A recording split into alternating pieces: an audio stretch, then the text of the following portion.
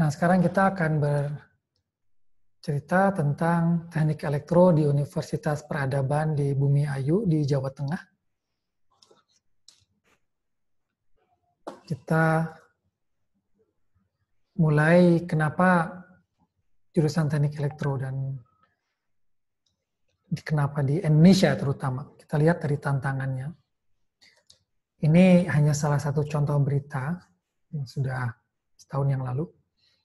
Tapi berita seperti ini sering kita dapatkan bahwa Indonesia kekurangan engineer, Indonesia defisit insinyur, Indonesia kekurangan tenaga terampil.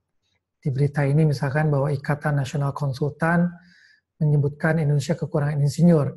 Di berita yang lain juga ditujukan bagaimana Indonesia misalkan per kapita, itu dibagi jumlah penduduknya, masih sedikit menghasilkan insinyur ketika dibandingkan dengan negara-negara sekitar yang sama-sama berkembang. Nah, ini adalah tantangan, tapi sebetulnya ini adalah peluang untuk kita bagaimana ikut berkontribusi menghasilkan insinyur-insinyur yang bisa dihasilkan tersebut berkontribusi dalam di sini misalkan pembangunan infrastruktur di Indonesia yang memang terus meningkat. Nah, ketika kita bicara Universitas Peradaban di Bumiayu, kita fokus pada kearifan lokal. Maksudnya apa? Kita berusaha mengoptimalkan, kita berusaha memfokuskan apa sih sebetulnya kelebihan yang kita miliki sebagai universitas di kota kecil Bumiayu ini, tapi kemudian bisa menjadi, dengan fokus bisa menjadi sesuatu yang besar, sesuatu yang menghasilkan, yang menghasilkan hal-hal karya yang signifikan yang mungkin bisa menjadi baik dan unggul di Indonesia. Kalau kita lihat, ini adalah peta Google Map dari kampus Universitas Peradaban. Jadi kita lihat Universitas Peradaban, ini adalah bangunan yang putih di sebelah kiri atas.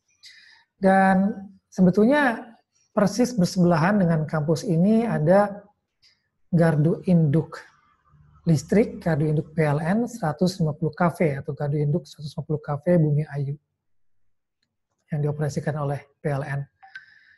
Nah, kalau kita mau melihat ke kondisi lokal atau kita sebut kearifan lokal, ini sebenarnya sesuatu yang menarik, sesuatu yang bisa kita gunakan untuk menjadi sarana kampus ini dengan mahasiswanya bisa belajar dengan lebih baik atau dengan lebih fokus. Kenapa? Ini adalah gambar yang lain. Ini gambar dari laboratorium teknik tenaga listrik di University Delft, Technical University of Delft di Belanda. Jadi kita lihat di sini mungkin terlihat perspektifnya sebesar apa orang Belanda tinggi-tinggi. Jadi mungkin beliau ini tingginya hampir 2 meter. Dan kita lihat bagaimana skala alat-alat yang ada di laboratorium itu skala raksasa. Karena memang kalau kita bicara sistem kelistrikan ini adalah salah satu sistem buatan manusia yang terbesar di dunia. Baik dari sisi bagaimana dia terinterkoneksi maupun komponen-komponennya itu sendiri.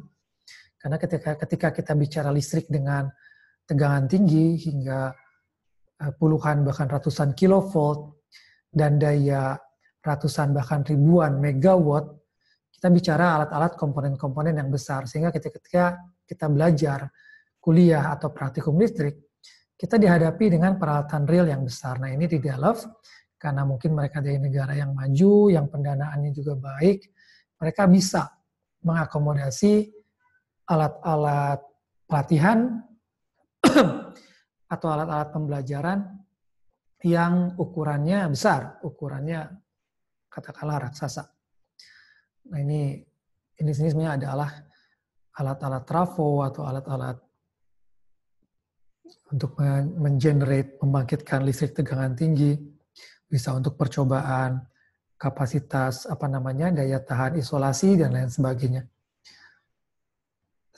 Ini kampus. Kalau kita bicara industri lebih besar lagi. Nah, tentu saja tidak hanya kampus Universitas Bumiayu, tapi saya kira untuk bersaing dengan kualitas seperti di Delft ini, banyak universitas di Indonesia yang sudah lama, yang sudah lama berdiri atau banyak mahasiswanya akan sulit secara pendanaan untuk mengakomodasi fasilitas praktikum mahasiswa atau fasilitas pembelajaran mahasiswa yang seperti ini.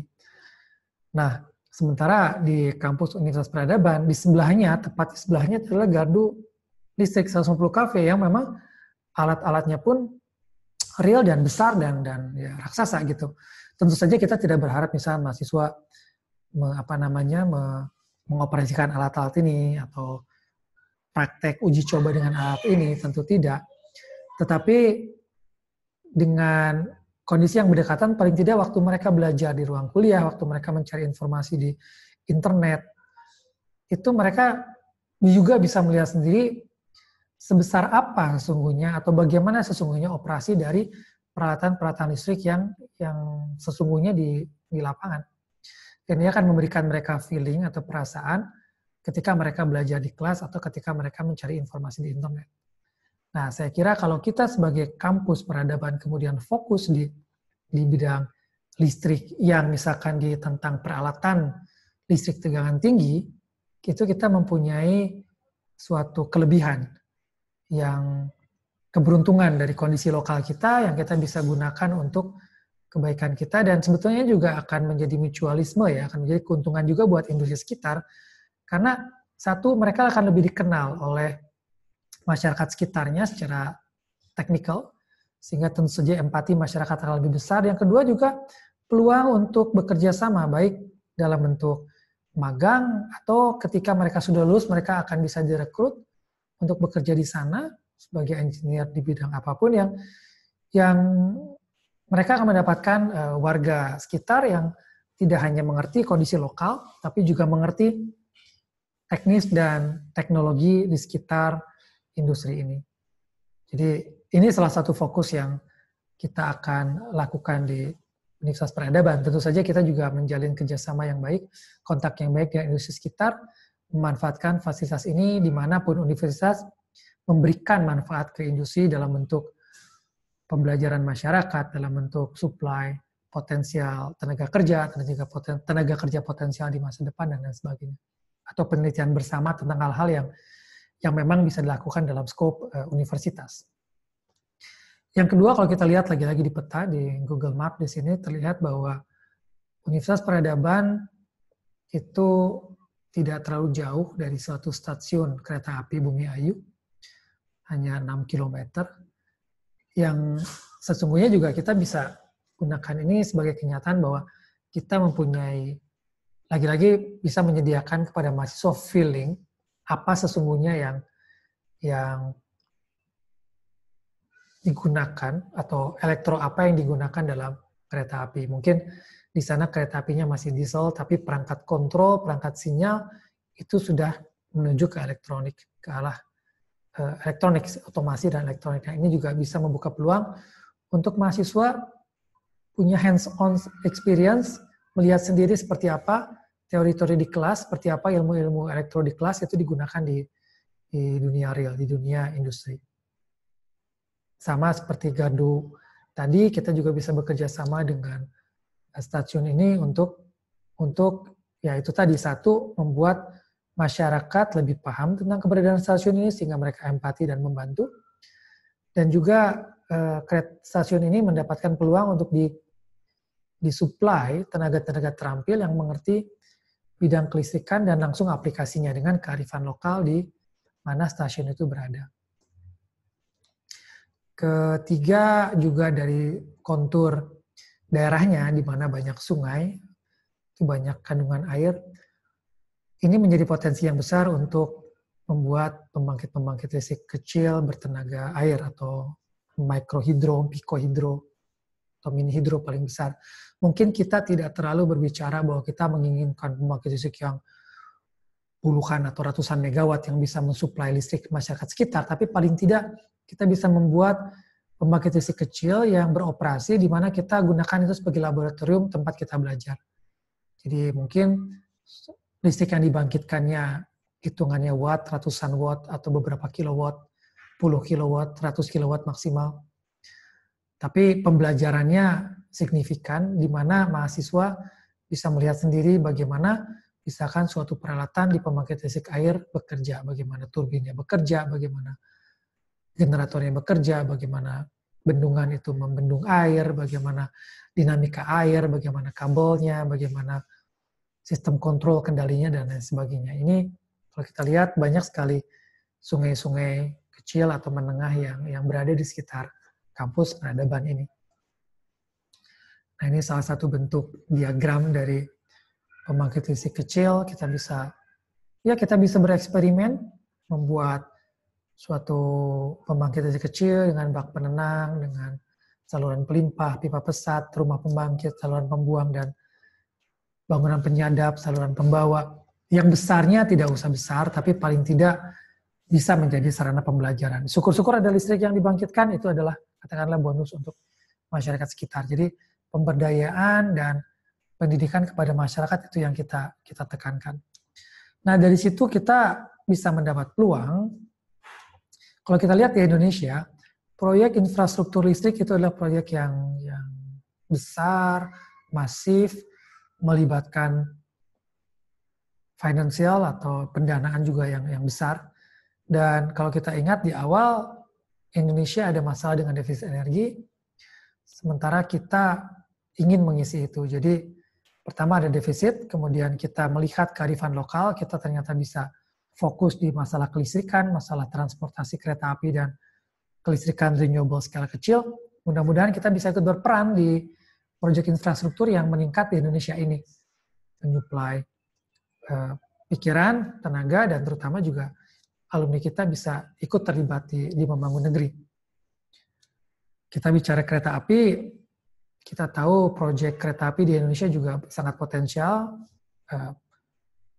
Jaringan kereta api dari zaman Belanda sekarang ingin dihidupkan, juga beberapa kereta cepat yang direncanakan Jakarta-Bandung atau Jakarta-Surabaya, yang ujung-ujungnya tidak hanya kereta, tapi di situ adalah terlibat juga sinyal, proteksi, komunikasi, komputerisasi, digitalisasi, otomasi, dan segala yang juga membutuhkan supply dari insinyur elektro. Dan idealnya kita belajar dari stasiun yang ada di Bumi Ayu. Mudah-mudahan bisa di scale up ketika kita memiliki pemahaman yang cukup ke arah infrastruktur yang lebih besar setelah mahasiswa lulus misalkan. Renewable itu juga tantangan. Tadi kita mencoba membangkitkan misalkan pembangkit listrik tenaga air kecil, tapi kita juga bisa menggunakan misalnya fotovoltaik dipasang di kampus atau di sekitar yang tidak usah besar, tapi sekali lagi ini adalah laboratorium untuk kita belajar, untuk mahasiswa itu mempunyai hands-on experience, mempunyai feeling, mempunyai pengalaman seperti apa pembangkit listrik renewable yang sekarang kita ingin masifkan, kita ingin bangkitkan di Indonesia. Juga di sisi pengguna, jadi tadi kita bicara di sisi pembangkit, ada pembangkit air, pembangkit tenaga surya, tapi juga di sisi pengguna, beban listrik semakin berkembang. Ini misalkan motor-motor listrik yang sekarang mulai dipopulerkan. Kita juga mungkin bisa fokus di sini dalam arti kita bisa mulai belajar, karena di kota seperti Bumi Ayu pun sebetulnya sepeda motor itu banyak, dan mungkin kita bisa mencoba untuk mempelajari ke depan seperti apa sepeda motor yang menggunakan listrik, penggerak listrik atau sumber energi listrik yang disimpan di baterai misalkan. Sehingga ketika pasar atau ketika penggunaan kendaraan listrik di Indonesia ini meningkat pesat, kita tidak ketinggalan, dan terutama mahasiswa-mahasiswi kita tidak ketinggalan untuk bisa dengan cepat juga mengikuti perkembangan teknologi atau inovasi yang ada di Indonesia.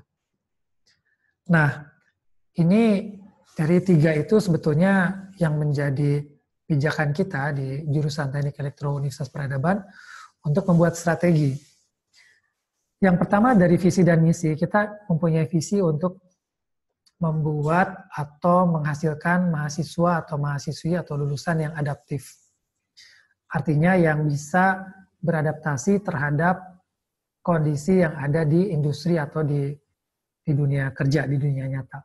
Karena kami sadar kondisi selalu berubah. Jadi sebagai perguruan tinggi kita bisa mengajarkan banyak kepada mahasiswa-mahasiswi kita, tapi sebetulnya terpenting adalah mengajarkan agar mereka bisa adaptif, mereka bisa selalu beradaptasi dengan kondisi yang dihadapi nanti, dan berkontribusi tentu saja. Dan ini yang kita fokuskan dengan 5 misi. Jadi pertama kita memperkuat pengetahuan dasar yang bersifat umum.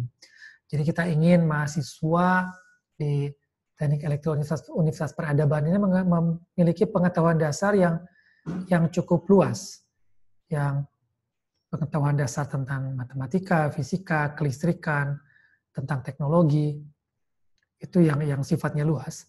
Tapi di bagian kedua kita fokus. Jadi kalau dengan pengetahuan dasar yang luas itu kita menggunakan kurikulum elektro umum, artinya kurikulum kita adalah kurikulum elektro umum. Kita tidak fokus di arus kuat atau telekomunikasi atau komputer atau biomedik atau elektronika. Kita adalah elektro umum. Sehingga kita memiliki pengetahuan dasar yang mencakup, yang generalis. Tapi kita mengambil topik khas berbasis kearifan lokal, sehingga lulusan memiliki pengetahuan khusus. Nah, topik khas kearifan lokal ini nanti menjadi pengkhususan ketika mereka misalkan mahasiswa-mahasiswi tersebut melakukan tugas akhir atau magang. Dengan memanfaatkan, yaitu yang ketiga, kontak dengan industri sekitar. Jadi kita fokus menjalin hubungan yang baik dengan industri sekitar, sehingga mahasiswa kita yang memiliki pengetahuan dasar elektro umum tersebut, itu memiliki pengetahuan khusus yang diajarkan di perguruan tinggi, juga mereka peroleh ketika mereka melakukan magang di industri sekitar. Atau ketika mereka melanjutkan magang itu ke pembuatan tugas akhir. Diharapkan magang atau tugas akhirnya pun terkait dengan permasalahan-permasalahan yang memang dihadapi di industri tersebut di sekitar kampus. Itu yang bersifat mungkin katakanlah hard skill ya. Nah, soft skill-nya kita fokus di misi keempat dan kelima, yaitu yang keempat adalah kerja sama tim. Sehingga kita memperbanyak tugas, dan tugas itu adalah tugas kelompok yang mesti dikerjakan oleh kelompok. Karena kita tahu bahwa setelah mahasiswa-mahasiswa ini lulus, tidak mungkin mereka bekerja sendirian. Mereka harus bekerja dalam satu tim. Nah, ini yang kita mulai galakan dengan memberikan banyak tugas kelompok. Dan yang kelima adalah kita memperbanyak mereka untuk berkomunikasi. Mereka dibiasakan presentasi, diskusi, dan menulis, itu pun juga mengambil dari tugas kelompok. Jadi idealnya kalau kita lihat contoh satu aliran yang mungkin adalah mahasiswa atau mahasiswi itu belajar kurikulum elektro yang umum, kemudian mereka mengambil fokus di beberapa topik khas kearifan lokal di kampus, dan setelah itu melalui kontak dengan industri mereka melakukan magang, mereka melakukan tugas akhir, mereka memecahkan persoalan-persoalan yang ada di industri tersebut, yang kemudian juga dikerjakan dalam bentuk tugas kelompok, di mana mereka berdiskusi dengan teman sekelompoknya, dan hasilnya ini dipresentasikan ke sivitas akademia, termasuk ke stakeholders yang membantu industri, dan mereka menuliskan itu dalam bentuk satu laporan. Jadi kalau ini dilakukan, itu yang ingin kita lakukan untuk menghasilkan lulusan yang adaptif. Nah, satu lagi kita juga tahu bahwa teknologi itu hanya satu pilar ya. Jadi kalau kita lihat, atau satu landasan. Kalau kita lihat suatu produk atau suatu teknologi atau suatu solusi itu ingin berhasil, maka teknologi ini adalah basis. Di asas teknologi harus ada bisnis model yang mendukung teknologi itu bisa didifusi atau diserap oleh masyarakat. Dan ini harus mempertimbangkan kondisi sosial masyarakat sehingga nantinya bisa dibuat suatu kebijakan. Nah, kita di Universitas Peradaban sudah memiliki beberapa potensi. Kita ada Fakultas Sains dan Teknologi yang bisa menggarap bidang teknologi dengan fokus tadi. Kita ada Fakultas Ekonomika dan Bisnis yang juga bisa melihat dari sisi bisnisnya.